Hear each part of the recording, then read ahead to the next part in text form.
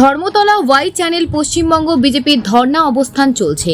মহিলাদের ওপর ক্রমাগত অত্যাচারের বিরুদ্ধে এবং আরজিকর হাসপাতালে নির্যাতিতার বিচারের দাবিতে রাজ্যের বিভিন্ন প্রান্ত থেকে নেতাকর্মীরা এখানে সমবেত হয়েছেন। এই ধর্ণা অবস্থানে দলের শীর্ষ নেতারা মহিলাদের সুরক্ষার বিষয়ে তাদের অবস্থান স্পষ্ট করেছে।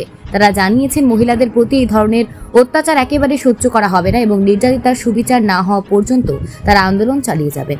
বিজেপির দাবি, রাজ্যের শাসক দল মহিলাদের নিরাপত্তা দিতে ব্যর্থ হয়েছে এবং প্রশাসনও নির্যাতিতাদের ন্যায় বিচার দিতে অক্ষম।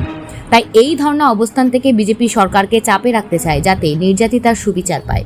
Bureau report, news prime Times. দেখুন, এই রাজ্যের পুলিশ, এই কলকাতা পুলিশ দিদির দলদাস হয়ে কাজ করছে।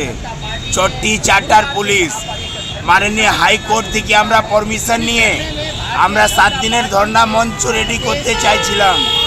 হাইকোর্ট পারমিশন দিয়েছে আমাদেরকে এইখানে ধর্ণা করার জন্য, কিন্তু এই দলদাস পুলিশ বলছে কি আমি এখানে মঞ্চ রেডি করতে দেব না, ধর্ণা করতে দেব না।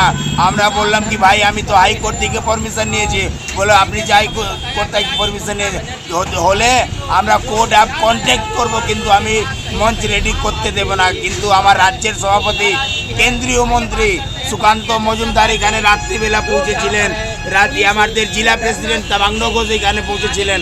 আমরা সবাই ছিলাম, পুলিশ থেকে লড়াই করে আমরা এই মঞ্চটা রেডি করেছি। আজকের এইখানে কে কে উপস্থিত থাকবে? এই রাজ্যে বা জেলা নেতৃত্ব পুরো এইখানে উপস্থিত থাকবে। আপনার নাম? কুশল পান্ডে, জেলা সম্পাদক, নর্থ কলকাতা।